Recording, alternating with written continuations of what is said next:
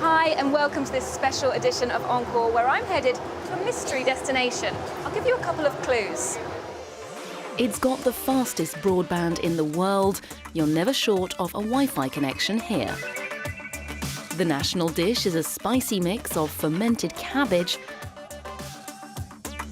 and the country has hostile relations with its closest neighbour. And if you still can't get it, take a look at this. Oppan Gangnam Style. Gangnam Style. Oppan Gangnam Style. I'm in Seoul, a city that in the late 1990s was in the throes of the Asian financial crisis, borrowing colossal amounts of money from the IMF. Now South Korea has pride of place in the G20, and it's one of the strongest economies in Asia. Massive government investment and an international outlook have been key. The country's a huge exporter of technology, but also of pop culture.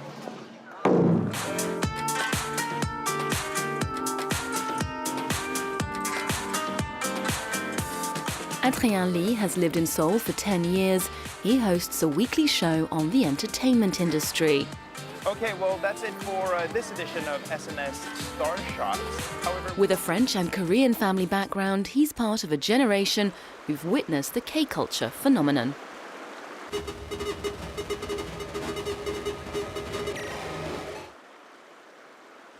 Adrien, hi, thanks for being with us. hi, Olivia. Well, it's my pleasure to be here. So tell me, this Korean pop culture phenomenon, it even has a name, right? Exactly, yeah. We call it Hallyu in Korea.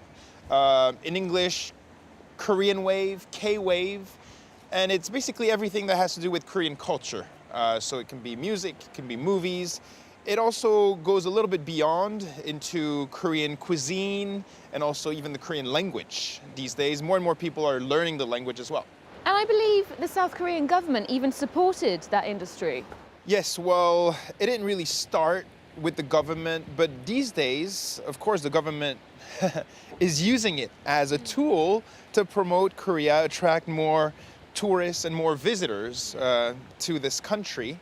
And this whole Korean wave trend basically kicked off around the year 2000.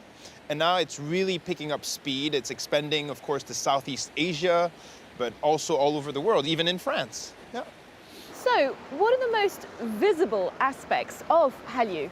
Well, there are two main pillars to the Korean wave. So on one side, you have Korean TV series, which we call K-dramas. And on the other side, it's the music, K-pop. And today I'll show you one of the big K-pop schools here in Seoul. Okay, let's go. All right.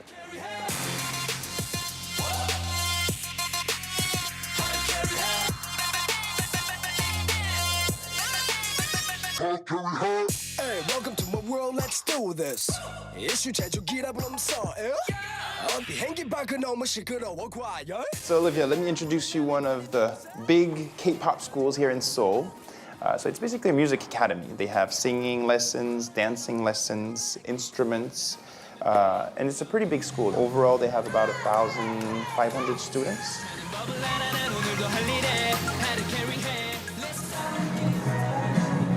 There's a rehearsal going on, I think. They're dancing. For those who don't know it, can you tell me a bit about K-pop style? What is it? Well, K-pop is basically Korean mainstream pop music. Boy bands, girl bands. They're really into it. They're really passionate about it. It's a serious business.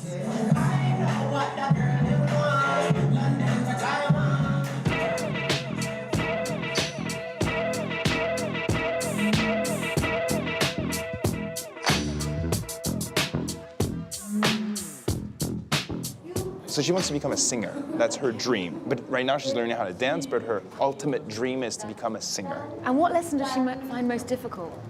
어떤 수업이 제일 힘들어요?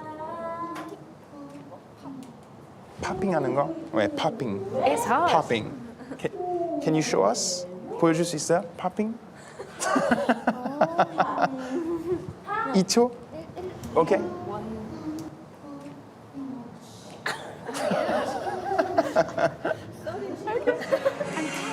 K-pop bands like Blackpink, Super Junior and EXID may project a fun, light-hearted image, but this is a serious business, with strict contracts drawn up by the record labels and heavy training schedules for the young stars involved.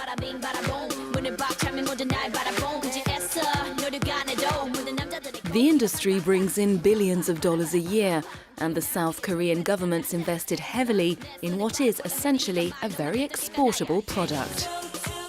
Okay, so now we're gonna check a singing class.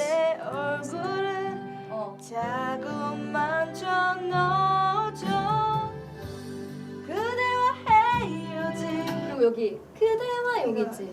이거 밴딩 하지 마. 그대와 이렇게 하지 마. 그냥. It sounds like really hard work. What is the biggest difficulty? We have to get rid of the students' bad habits to meet the style of singing required for auditions. Audition standards are also different, depending on the record labels.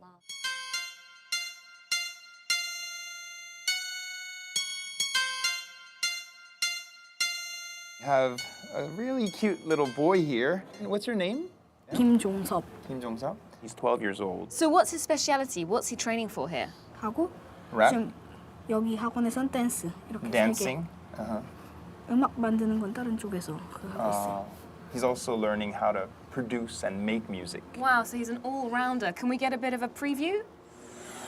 이건 곡이 아니야 like 휴양지 지금 이곳은 고속도로 위 이 시간은 엑셀을 밟았어 강변도로 지나 휴양지에 도착 도로 위에서 내 랩 들어봐 유턴하고 난 언제나 한결같은 얌영의 free Feeling like a G6 got the moon 내 없이 고민 이제 homie 이제부터 볼륨도 올려 한명 두명 모두 불러 turn up make it louder make it loud keep it up rhythm time So Mathilde, you're from France originally, but you're taking classes here in Seoul. How did you end up here? I ended here because I wanted firstly to learn Korean. So I came to Korea, I took Korean classes, I'm still taking them. And then I saw that in here it was open to foreigners. And what do you think it is about K-pop that makes it so popular everywhere? I think they are really hardworking, really nice. You can see on the towers the spans practicing and practicing again. They have such great performances. A lot of people first hear about K-pop, they start liking it, and then they learn the Korean language. Then they want to come here. And then we have Mathilde who's here like dancing and like meeting Korean people.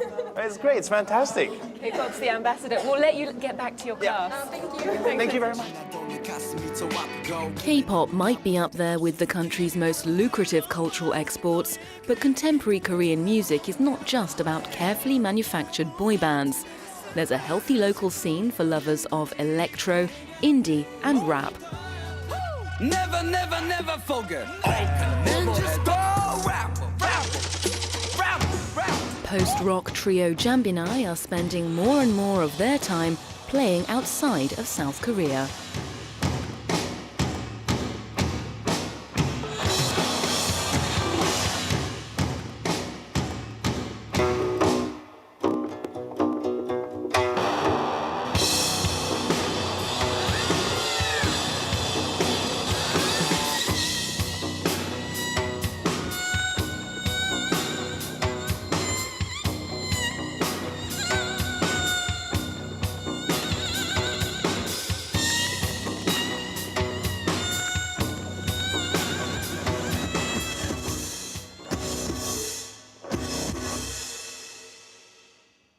Jambinai, thanks so much for letting us listen in. I've never seen one before.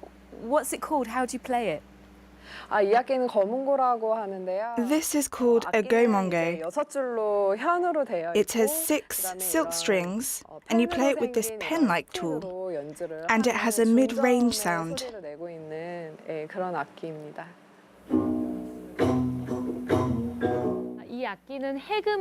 This instrument is called the Hallyu. A Western equivalent, if you had to have one, would be a violin. Jambinai has a very strong, dark and experimental sound. It's quite unique.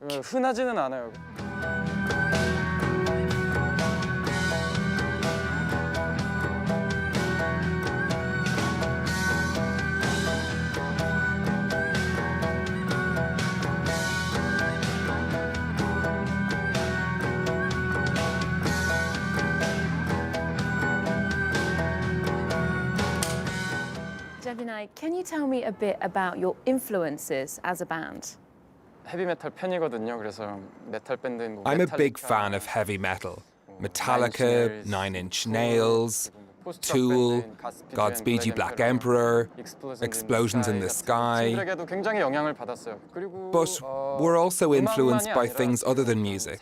Social issues, events that happen around us affect us too. And you play a lot of concerts outside of South Korea, especially in Europe. Are the international audiences surprised by your sound and your style? South Korea, the country itself, is not that well known. During rehearsals, a lot of people are quite curious. They say, "Look how weird that instrument is. What is that sound?" And they gather around us. But after the show, people tell us that they were really touched by our music. How was it breaking into the industry? Was it very difficult? Koreans don't really listen to traditional music. So the fact that we use traditional instruments to make our music was a barrier in itself. Plus, our music is quite experimental, so it was seen as a bit inaccessible. But now we have quite a few fans, and the reaction to our music in Korea is really positive, as it is in Europe.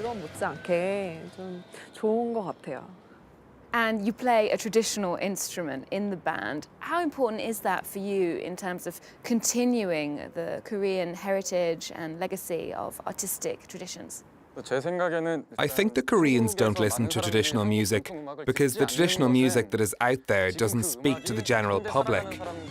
I believe that as musicians who play traditional instruments, we should try and speak to the people of our generation. In recent years, the South Korean government has invested a lot in arts and culture, specifically the music industry. What effects do you think that has had? From the point of view of a musician, I have to say that I can't feel the difference. What I mean is that the support is channeled into only one genre of music. I feel like there's some kind of discrimination. The government decided to invest in K-pop after Psy's Gangnam Style became a sensation on YouTube. They realized that this kind of music had some kind of effect on the international scene. They didn't even pay attention to the musicians who'd already been trying to work abroad. How do you see the music scene developing in the future here in South Korea? Of course, Korean arts and culture are known better abroad now than 10 or 20 years ago.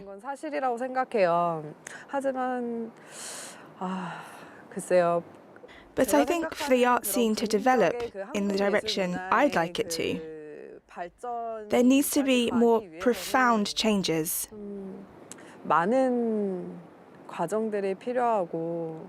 Jambinai, thank you very much for your time. Thank you very much.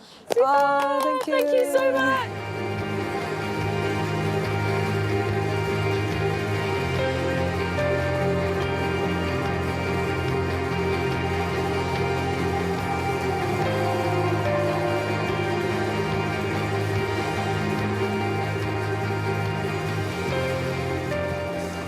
For those music lovers who don't manage to get a record contract, there's always the noraebon, the local version of karaoke.